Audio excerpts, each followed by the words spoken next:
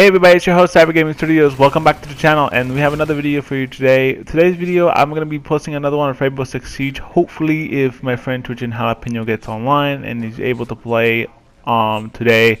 But if not, then there won't be Rainbow Six Siege video today. However, we'll see about that. But other than that, let's get started with today's video.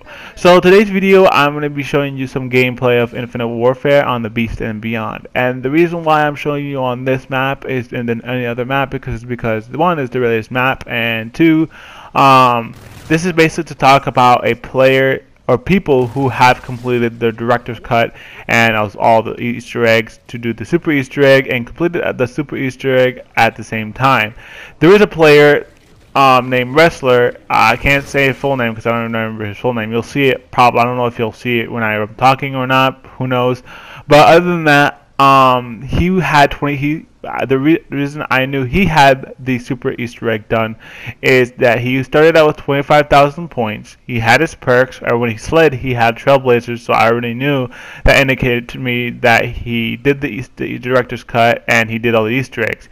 And that's pretty much it. He was opening the doors, which was really, really nice. Now, in this discussion, I want you guys to discuss, if you guys agree with me or not, that I believe doing the director's cut is cool and all, but at the same time, it's also taking away the fun from Infinite Warfare. Now, hear me out before anybody makes assumptions.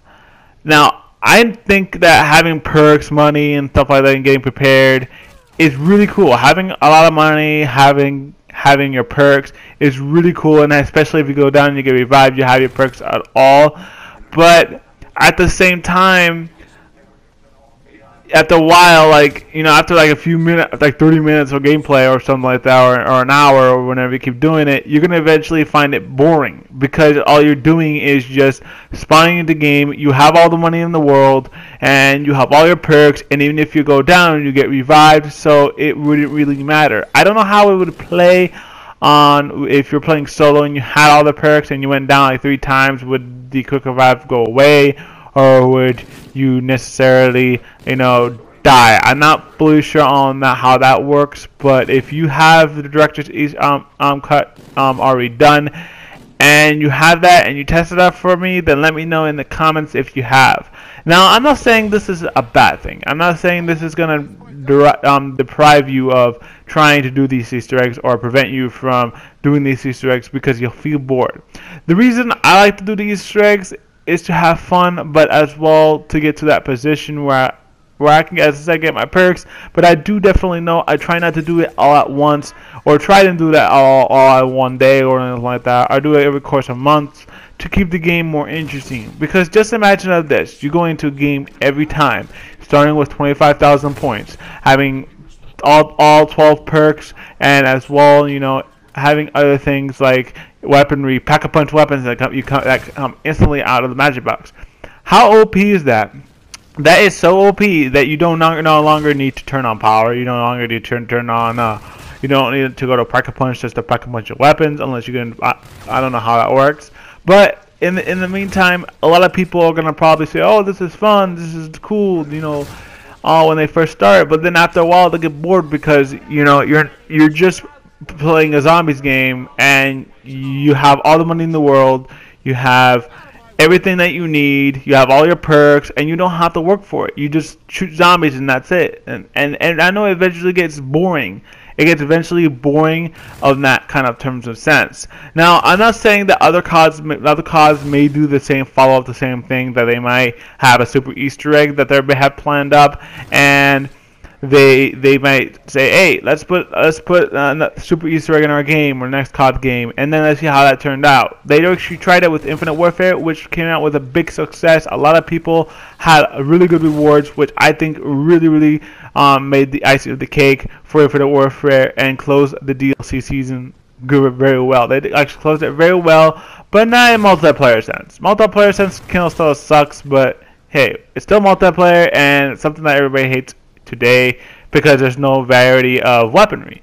Now, I can't say that about zombies. Zombie has a variety of weapons. Not a lot of people, not every person in zombies uses the same weapon over and over again. They try something new. Now, I just actually found out on this map they have the EBR 800 on the wall, and I was excited because I recently got a Mark II weapon from a supply drop, so I was really excited, and I had actually equipped, but I didn't use it in this gameplay. I actually didn't use it at all. I was gonna say, you know, I'm gonna use it probably in a different time and see how it works, because I never tried the Mark II version of the EBR, so I'm really excited about that. So will this actually make your experience less fun if you do the director's cut, and you get all the perks and you get the money and stuff like that? Maybe.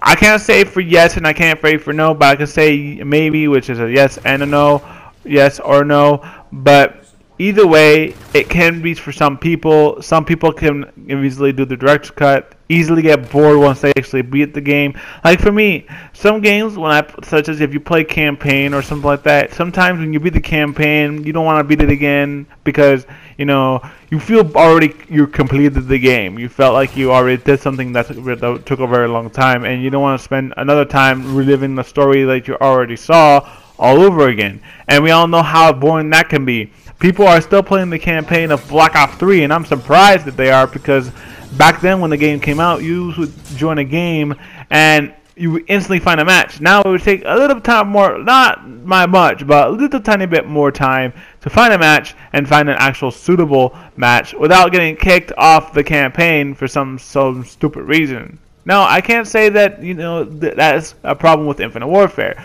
but Infinite Warfare has its flaws. Now, I can't really generally say that, oh, Infinite Warfare does the same thing as Black Ops 3. Now, Infinite Warfare's campaign had a really good campaign. I really liked it from the beginning to the end.